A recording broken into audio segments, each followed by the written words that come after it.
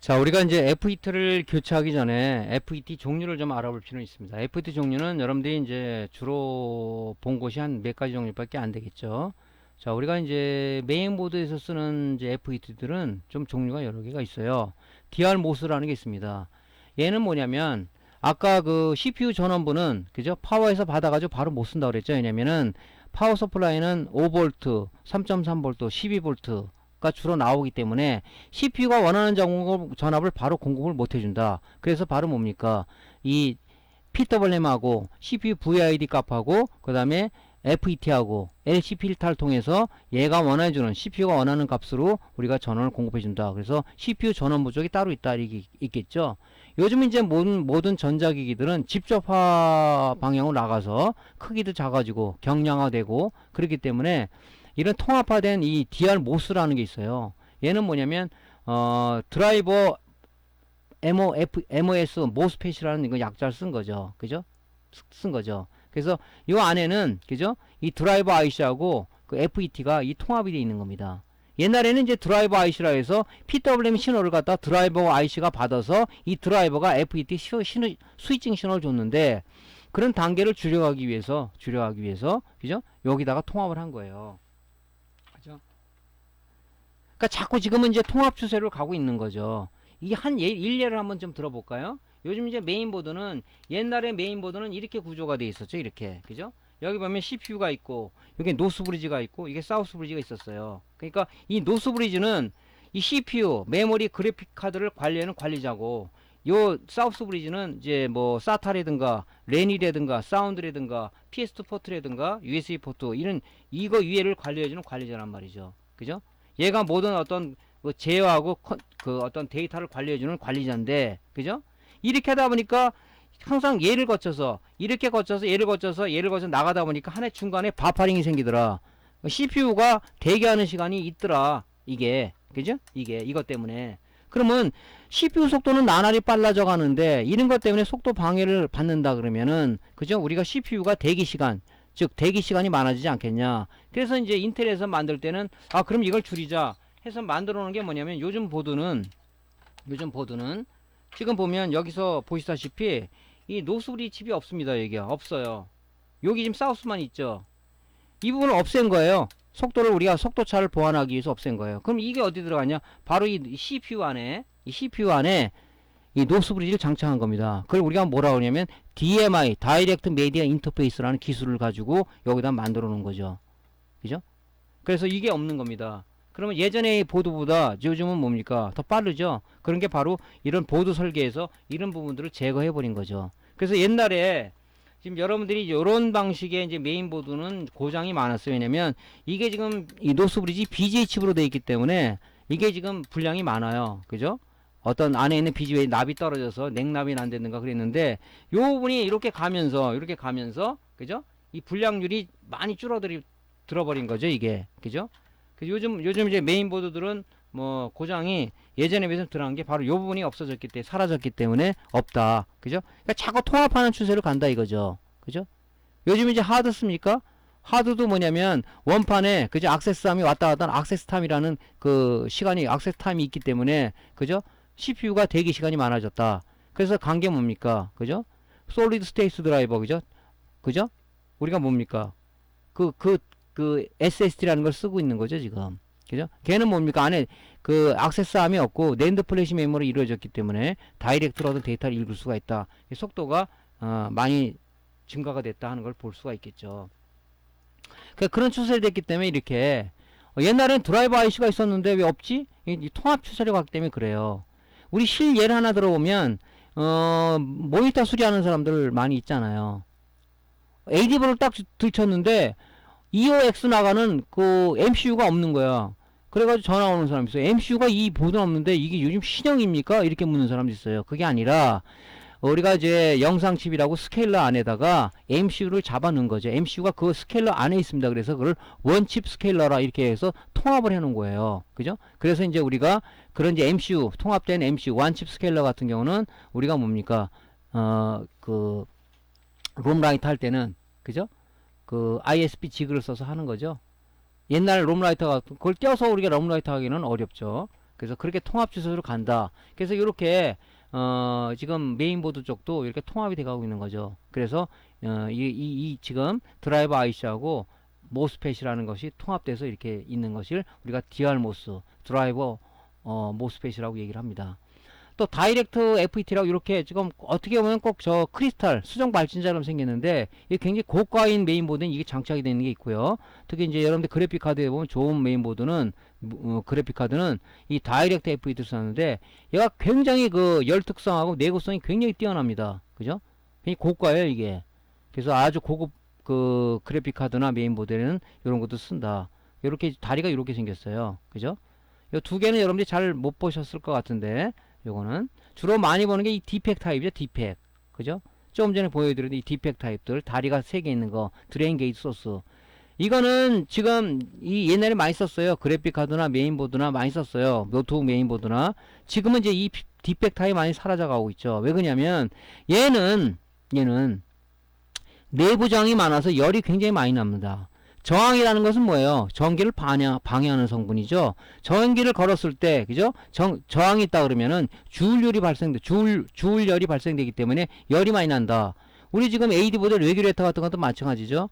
전기를 걸었을 때, 그죠? 열 손실이 많죠. 열로 방출되기 때문에 열을 감소하기 위해서 이게 방열판들을 많이 달죠. 그래서 고가 메인보드나, 그죠? 고가 AD보드는 보통 보면 방열판들이 다 붙어 있어요. 열이 많이 나기 때문에. 바로 내부장이 많기 때문에 열이 많이 나는 거죠. 그죠? 전기를 흘렸을 때. 열로다가 손실이 많은 거죠, 이게. 그렇기 때문에 이 어떤 그 특성 자체도 많이 떨어집니다. 이걸 디펙 타입이라고 보통 얘기하는데, EOE 타입이라고 보통 얘기하죠. 우리가 이거를 전자소자를 요런 게 쓰고 있는데 요런 디펙 타입은 지금도 쓰고 있어요. 하지만 점차 사라져 가고 있다. 지금 어떤 타입을 쓰냐? P팩 타입이라고 해서 로우 RDS FET를 씁니다. 그죠? FET가 좀 요게 지금 디펙 타입이죠. 요게 다리 3개 있는 거. 얘는 다리가 꼭 무슨 뭐 저기 우리가 그 어디야?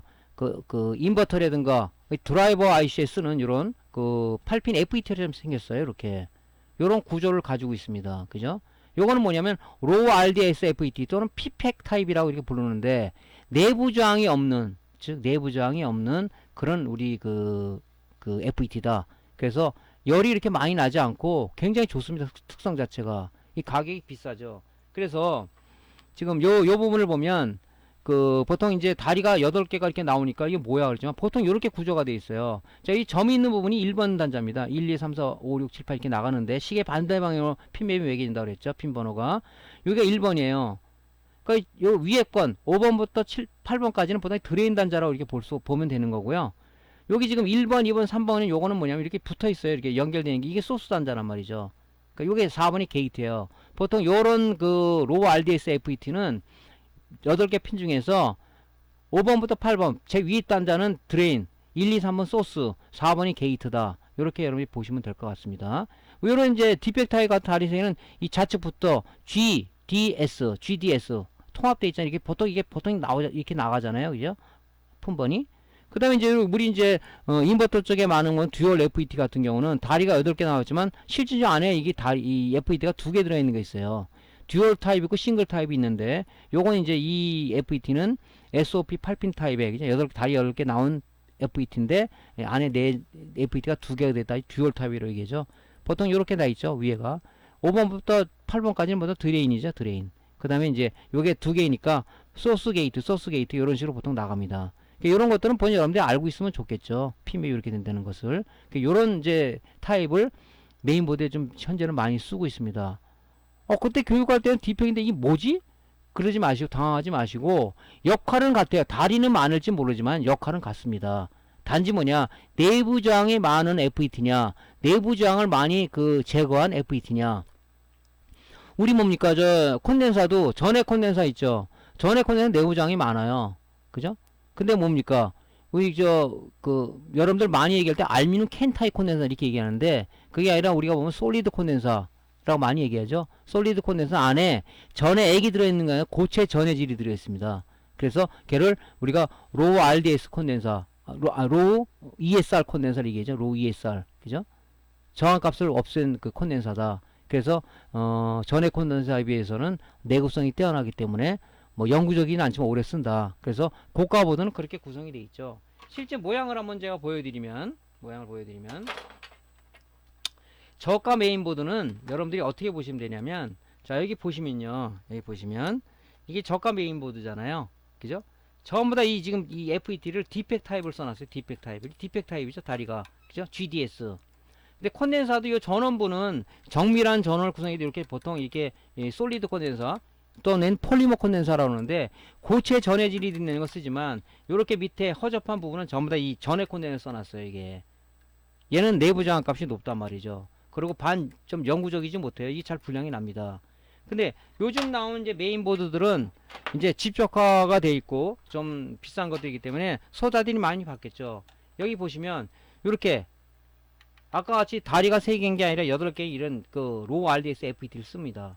전부 다 보니까 이 솔리드 콘덴서, 폴리머 콘덴서를 전부 써놨어요. 보면 전부 다 폴리머죠. 그죠?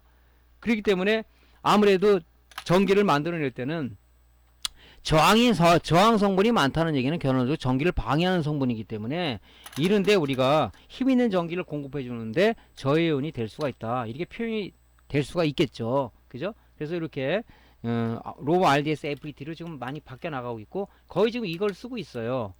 근데 이게 보다 이거 어떻게 양부 측정을 하지? 하지 말고 여기 상단이 뭐라 그랬습니까? 드레인이죠. 세 단자가 소스라 했죠. 맨 마지막에 게이트란 말이죠. 그죠? 그래서 여러분들이 소스 단자는 보통 그라운드이기 때문에 한번 여러분들이 그 부자 모드 놓고 측정을 해보세요. 이 세 단자를 내면 부자음이 울릴 겁니다. 아, 소스구나. 그래서 보통 다리가 그렇게 구성이 돼 있는데 뭐 다 그렇게 돼 있다는 얘기는 아닙니다. 어쨌든 간에 그렇게 구성이 돼 있어요. 그죠? 그래서 이렇게 이제 로우 RDS FET 라는 게 있다. 그죠? 당황하지 마시고 이렇게 핀맵을 보고 아니 데이터시트를 찾아오시면 되겠죠. 예. 자, 조금 전에 본 거예요. 이게 아주 디펙 타입으로 구성된 CPU 전원부입니다. 그러니까 아무래도 전기를, 좀 힘 있는 전기를 우리가 해줄 때는 약간 무리가 있겠죠. 그죠? 그 다음에 이게 지금 콘덴서도 보면, 아주 이 코일도 보면, 큐빅 코일이 아니라 좀 저가 코일 써놨고요. 저가기 때문에, 그죠? 단가를 좀 낮게 한 거겠죠. 하지만 여기 보시면, 지금 이 FET도, 그죠? 피백 타입, 로우 RDS FET를 써놨고, 이 콘덴서, 코일도 여기가 막혀 있는, 그죠?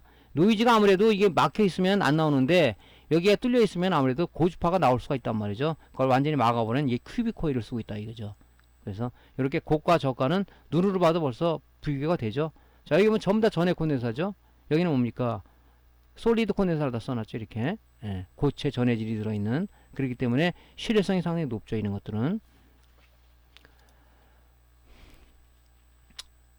자, 불량난 그 N철 FET, 그게 이제 뭐냐면 4809N이라는 요 FET였어요. 여기 4809N이죠. 요게 품번이에요.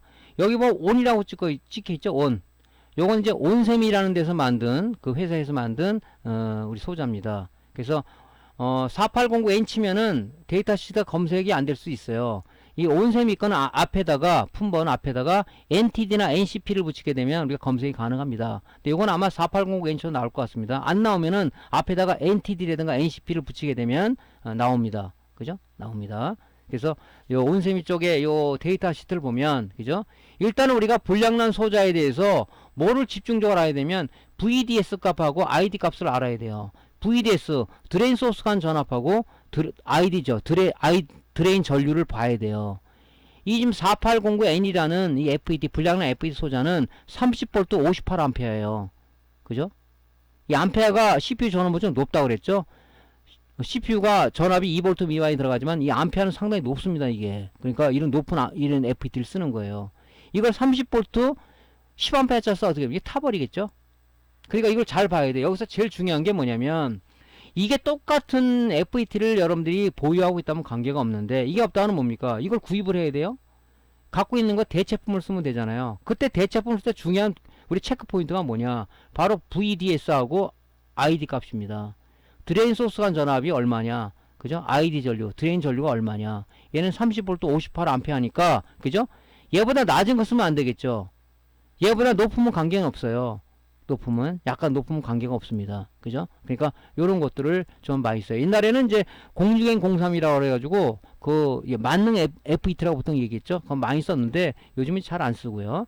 그래서 요렇게 요 VDS 값하고 ID 값을 반드시 불량난 소자가 어떤 스펙이 있는지를 이 스펙을 반드시 봐야 된다. 그죠? 그래야지 교체할 거 아니에요. 우리 AD보드 뭐 불량 났다 해서 레귤레이터 아무나 막 갑니까? 아니잖아요. 3.3V용도 2.2V, 2.5V용 있고 1.8V용 있는데, 그죠? 1.8V, 2.5V 갖다 갈아 끼면 되겠어요? 안 되잖아요. 그래, 규격을 항상 이 스펙을 보는 거죠. 그래서 데이터 시트를 봐야 되는데, 참 우리 수리맨들은 초보자들이 데이터 시트를 그렇게 안 보려고 그래. 찾으면 안 나오는데요. 수단과 방법을 가리지 말고 좀 찾아야 되는데 참 그걸 어렵게 안 찾으시더라고. 그래서 찾아야 됩니다. 그죠? 보통 우리가 이제 이 디펙 타입, 그죠? 이 디펙 타입 APT는 보통 다리가 GDS, 여기 표준으로 돼 있어요. GDS. 좌측부터 GDS. 심벌을 보면 이렇게 돼 있죠. GDS 이렇게 돼 있습니다. 그래서 FET는 N채널과 P채널이 있는데, N채널 FET는 소스방의 화살표방의 안쪽으로 전류가 이렇게 해서 소스에 드레인을 한다는 얘기고, P채널은 뭡니까? 이 소스방의 바깥으로 돼 있어요.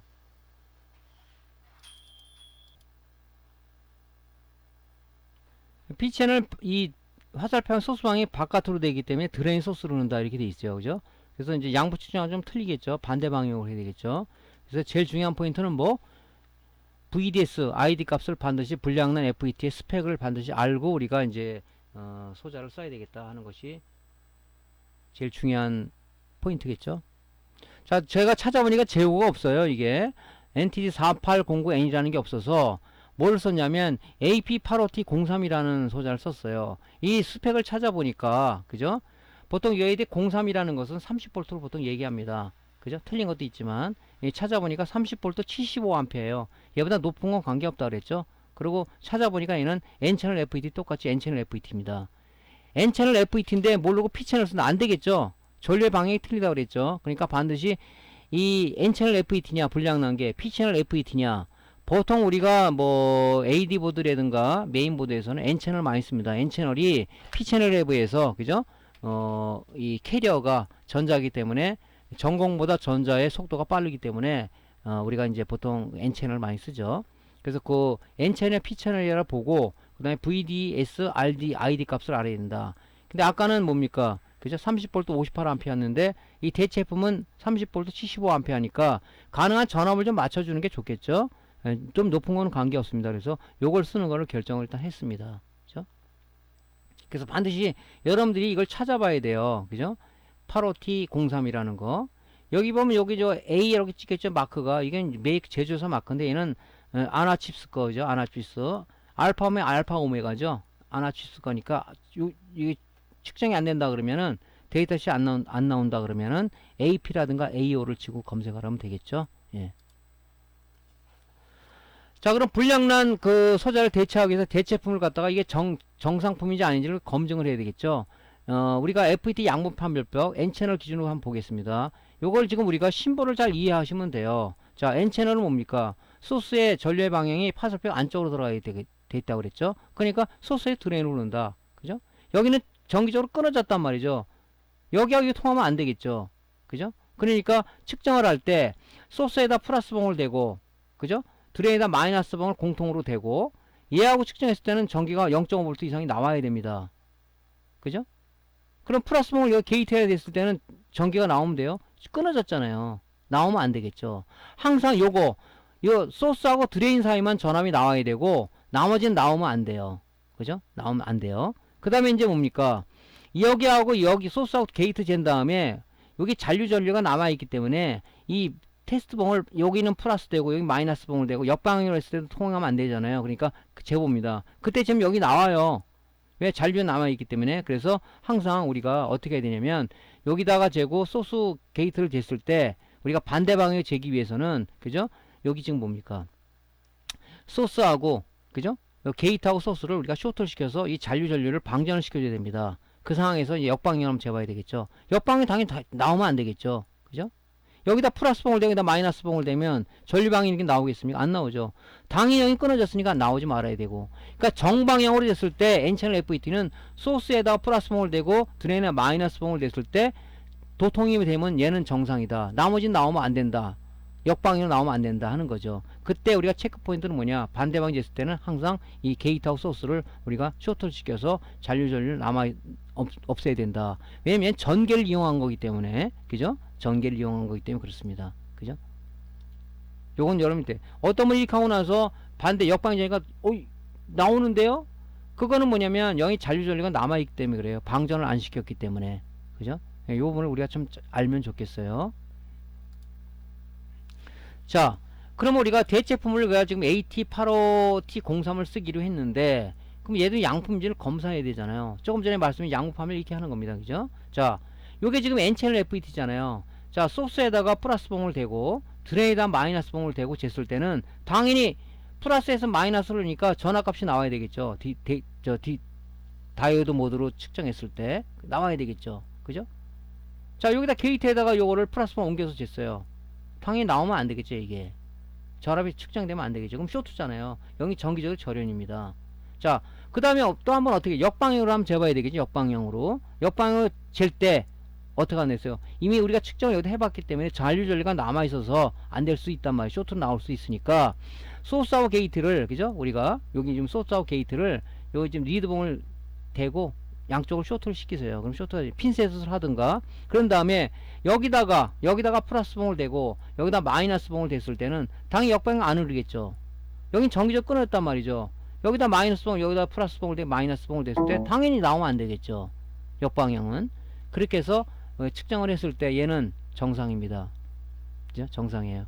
0.4V 이상으로 떨어지면 이게 내구성 감퇴로 해서 용량 감퇴로 쓰시면 안 되겠지만 요 정도는 양품이라고 봐야 됩니다. 보통 0.5V 이상이 나오는데 요건 제가 이제 새 제품이 아니라 딴 제품에서 좀 폐 보드에서 떼어가지고 제가 좀 여러 개 보관하고 재활용하게 띄워놓은 거기 때문에 조금 떨어질 수는 있어요. 자, 그러니까 그렇게 쓰시면 됩니다. 그러니까 제일 중요한 게 뭐라 그랬어요? VDS ID 값을 우리가 반드시 불량난 값보다 약간 높은 걸 써야 된다, 이렇게 말씀드렸죠. 그것만 여러분들이 주의하시면 될 것 같습니다.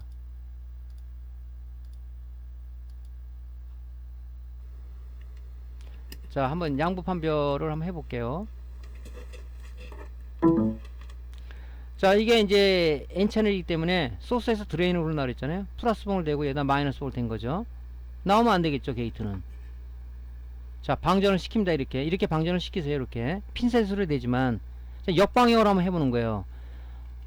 자, 이제 드레인에다가 플러스 봉을 대고 소스에다가 마이너스 봉을 댔어요. 나오면 안 되겠죠. 당연히 나오면 안 되겠죠.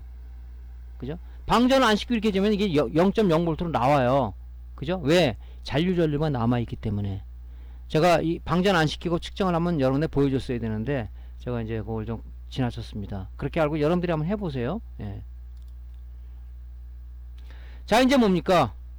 다 점검해서 불량이라는 걸 회로도 이상이 없다 알았어요. 이제 대체품도 찾았어요. 대체품이 지금 뭐 양품을 확인했습니다. 이제는 뭡니까? 이 PCB에 솔더링을 해야 되겠죠? 솔더링을. 자, 이제 솔더링 할 겁니다.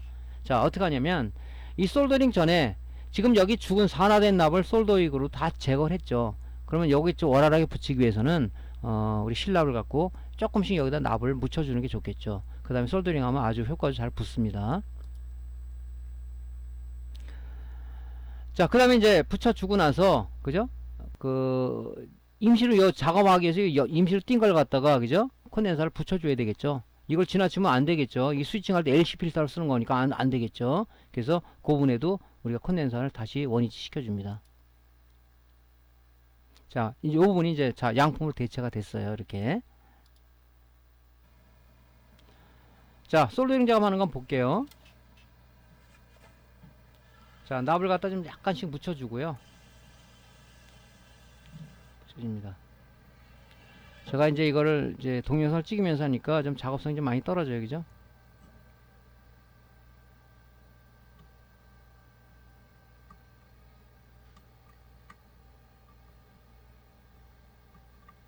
자, 이런 식으로 해서 이제 85T03이라는 대체품을 쓰기로 했죠. 자, 여기다 놓고 여기 지금 납을 칠했기 때문에 그럼 납 있는 부분을 갖다가 이렇게 인두기로 되면 납이 녹아요. 그러면서 이 드레인 쪽하고 쫙 붙습니다. 이렇게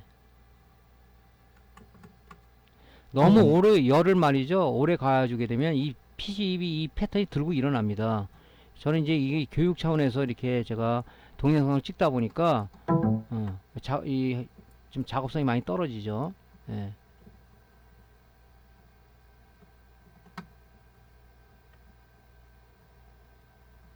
이렇게 하면 딱 납이 붙어요. 이렇게.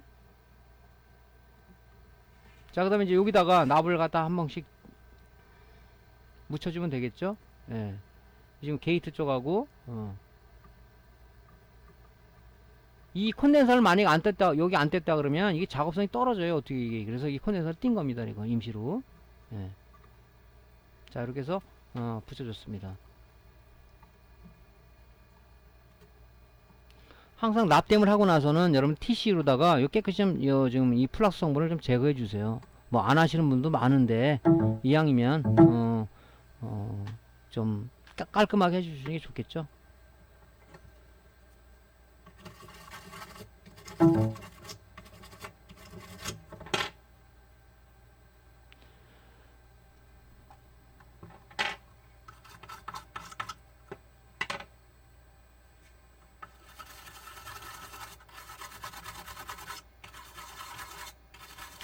이제 플락스 성분이 남아 있으면요 아무래도 좀 좋질 않아요. 그죠?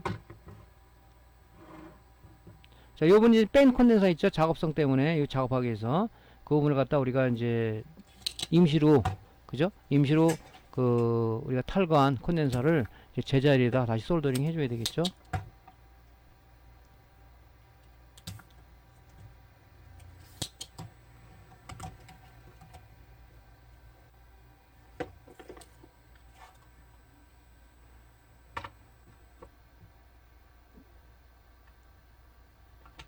그 전해 콘덴서 위치 때는 반드시 이 플러스 마이너스 전해 콘덴서는 극성이 있다고 그랬죠. 이 반대 방향으로 하게 되면은, 그죠? 콘덴서 터져버립니다. 그러니까 반드시 제대로 그 위치가 맞았나, 극성이 맞았나 해가지고 항상 정삽을 해야지 역삽을 하게 되면 안 된다. 여러분들 립스보드 수리하면서 많이 그런 경험 했었죠? 플러스만 역삽을 해야 돼, 정삽을 해야 돼. 역삽했을 때는 콘덴서가 연기가 훅 나면서 터지는 경우 봤었죠? 그게 역삽을 했기 때문에 그래요. 플러스는 마이너스, 마이너스는 플러스 했기 때문에 이렇게 터져버린단 말이죠. 그죠? 요것도 이제 우리가 TC로 깨끗이 닦아내야 되겠죠? 예, 이 플러스 성분이 지금 많이 나와 있지 않습니까? 예, 깨끗이 닦아줍니다. 이러면 상품성이 좀 증가하잖아요. 기분도 좋고. 근데 보통 우리 수리맨들은 하다 보면 그냥 대충 하고 그냥 많은 사람들이 많은데, 성격 탓도 있겠지만, 어쨌든 깔끔하게 좋겠죠. 자, 요래서 이제 우리가 FET 불량 교체 작업을 한 겁니다. 자, 이래서 끝나면 또 안 되겠죠? 부분 교체한 다음에 정상적으로 되는지를 우리가 봐야 되잖아요. 그죠? 봐야 되잖아요. 그죠? 그래서 일단은 교체한 부품에 대해서 우리가 회로 테스트를 해야 됩니다. 다이오드 모드로 놓고요. GG 신공 알죠? 그죠? 다이오드 모드 놓고 흑색 리드봉을 그라운드에 대고 적색 리드봉을, 그죠? 게이트 GG 신공이니까 게이트 단자에다가 댔을 때 전압이 나오면 안 된다. 예. 정상이죠? 예. 일단 수리가 됐습니다. 자, 회로 수리는 다 된 거예요. 그럼 전원을 인가했을 때 제대로 부팅이 되는지를 봐야 되잖아요. 근데 회로가 이상이 없다는 걸 확인한 거죠. 그죠? 이제 그런 단계를 거치는 게 이제 마지막 단계겠죠? 자, 이런 식으로 측정하는 거예요. 예. GG 신공. 자, GG 신공 잘 기억하세요. 흑색 리드봉을 그라운드 단자에 대고 적색 리드봉을 FET 게이트에 된다. 이건 AD 보드나 아니면은 여러분들 인버터나 드라이버 보드에도 적용을 시키면 됩니다. 이렇게. 자, 정상이다. 확인했죠? 예. 자, 이제 조립하기 전에 전원을 놓고 제대로 되는지를 한번 간이 테스트. 왜 다 조립하고 나서, 그죠? 불량 나면 또 뜯어야 되잖아요. 그런 걸 갖다가 우리가 좀 방지하기 위해서 간이 테스트 작업을 해야 된다. 우리 모니터도 마찬가지입니다. 다 결합한 다음에 전기 넣지 마시고 고친 다음에는 이렇게 간이적으로 좀 준결합한 상황에서 테스트하는 게 좋겠죠. 그죠? 그래 작업 공수를 줄일 수가 있으니까. 그죠? 부분 파워 연결한 다음에 정상적으로 작동이 되는지 점검해 본가는 정상 작동으로 됐습니다. 이렇게 떴죠, 부팅이. 결론은 다 수리가 다 됐어요. 그죠? 자, 이렇게 해서 이제 간이 테스트를 하는 거예요. 예. 파워 커넥터 단자를 꽂고 여기다가 다 결합을 하고, 저는 이제 이거 메인보드 수리하기 위해서 이렇게 제가 그 메인보드 고정 다이를 하나 만들었어요. 버튼도 다 달아놓고 해서 귀찮아가지고 이렇게 만들었습니다. 밑에다가 고무 바킹을 갖다 네 군데 해가지고 흔들리지 않게끔, 밀리지 않게끔 그렇게 해가지고. 왜냐면 이걸 안 만들면 이 그래픽카드 꽂았을 때, 그죠? 평평한다니 떠버려요. 불량이 날 수 있단 말이죠. 여기 이렇게 만들어 놓으면 똑같이 그래픽카드 꽂아도 되니까, 그죠? 이게 없다 봐요. 높이가 없다면 이 밑에 이게 백패널 때문에 안 되잖아요. 그럼 이게 들리게 되면 쇼트가 된다는 얘기죠. 네, 여기서 캐스에 결합하지 않은 상황에서 이제 한번 정상 작동되는지 한번 보는 겁니다. 전원이 아예 안 들어갔잖아요. 전원이 이제 이 4핀을 꽂아도 동작이 되겠죠. 그죠? 여기가 쇼트가 이제 해결됐으니까 파워에서 피드백이 동작을 안 하겠죠. 이제 잘 제대로 돌죠. 그러면 도는 게 문제가 아니라, 그죠? 부팅이 돼야 되잖아요. 그래픽 카드로 출력이 돼서 모니터가 제대로 나오는지를 봐야 되잖아요. 그죠? 잘 돌고 있죠.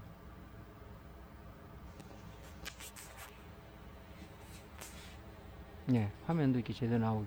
요건 지금 하드를 연결 안 해서, 그죠? 부트 드라이버가 없다, 지금 하드가 없다, 그런 얘기겠죠. 요런 식으로 해서 일단 강의 테스트를 했습니다. 그 다음에 우리가 더욱더 중요한 게 뭐냐면요, 여러분들 모니터 수리하던 TV 수리하던 됐어 결합하고 바로 출고하시면 안 돼요. 왜냐면 메인보드도 마찬가지고 노트북도 마찬가지고 TV도 마찬가지고, 그죠? 이게 뭐냐면 시간이 지나면 이상 작동되는 것들이 있습니다. 이상 작동. 그래서 충분한 에이징 타임을 가져라고 여러분한테 꼭 제가 교육 때마다 말씀드린 게 그거예요. 성질 급하신 분들은 막 금방해요. 근데 수리를 많이 하는데 보면 모니터다 그러면 모니터 수리 10개가 들어왔다 하면 10개를 뭡니까? 그죠? 모니터 분배기에다 쭉 연결해 가지고 한 6시간 아니면 뭐 24시간 걸어놓은 데도 있어요. 그러면 그 다음날 가면 보통 몇 개는 죽어 있는 경우도 있습니다. 열이 받다 보니까 소자가 죽어버리는 거죠. 우리 이 컴퓨터도 마찬가지입니다. 그래서 저 같은 경우는 뭐 딱 봐서 보통 이상이 있는 거는 30분 안에 어떤 문제가 생기거든요. 그래서 보통 1시간 정도는 인터넷을 연결한 상황에서 한번 봅니다. 그래서 여러분들한테 고객한테도 이거 수리 들어오면 대충 수리 시간하고 에이징 타임하고 플러스 알파 해가지고 얼마 걸립니다 얘기해 둬야지. 또 성질 급한 사람들은 전화가 또 와요. 아니 아직도 안 됐습니까? 뭐 이러고. 그러니까 여러분들이 그 시간을 고려해서 수리를 하면 꼭 고객한테 충분한 우리가 수리 시간을 얘기를 해줘야 된다. 그 시간 안에는 뭐냐면 이 에이징 타임을 포함시켜라는 얘기죠. 에이징 타임을 꼭 가져야 됩니다. 자, 그래서 이제 최종 이제 테스트를 하는 거죠. 걸어 놔보는 거죠, 이렇게. 그래서 이렇게 에이징 타임을 가지고 하는 겁니다. 수리가 된 부분이잖아요. 수리가 된 부분.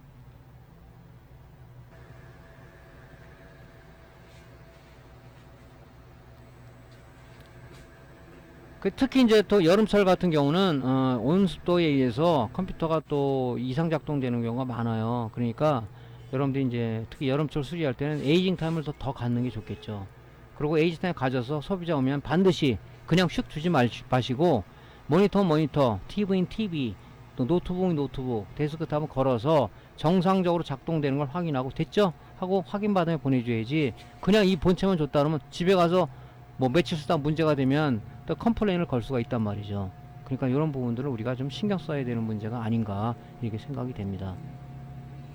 이렇게 놓고 좀 걸어 놓고 가는 인터넷 라인 꽂아 가지고 인터넷까지 좀 하면서 온도가 다르면은 이상 작동이 되는 것들이 있어요. 그죠? 이제 이거는 뭐 그런 문제가 없어서 제가 고객한테 인도를 했는데, 이렇게 해서 하면 됩니다. 자, 이번 강의는 뭐냐면 전원무 현상에 대해서 CPU 전원부 고장으로 수리한 내용인데, 중간중간에 많은 이론을 얘기해 드린 건 뭐냐면, 여러분들이 올려진 유튜브 강의를 안 보고 실무 강의를 듣는 사람이 있어요. 그런 사람이 많습니다. 그래서 모든 수리는 단계가 있습니다. 그 단계를 우리가 넘으려고 하면 안 되고요.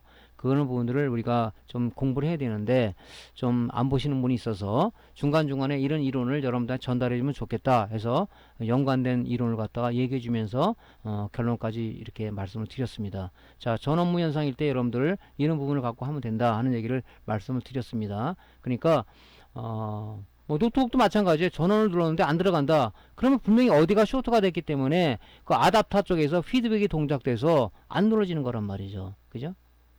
그 우리가 대표적인 고장 증상은 뭐라고 했습니까?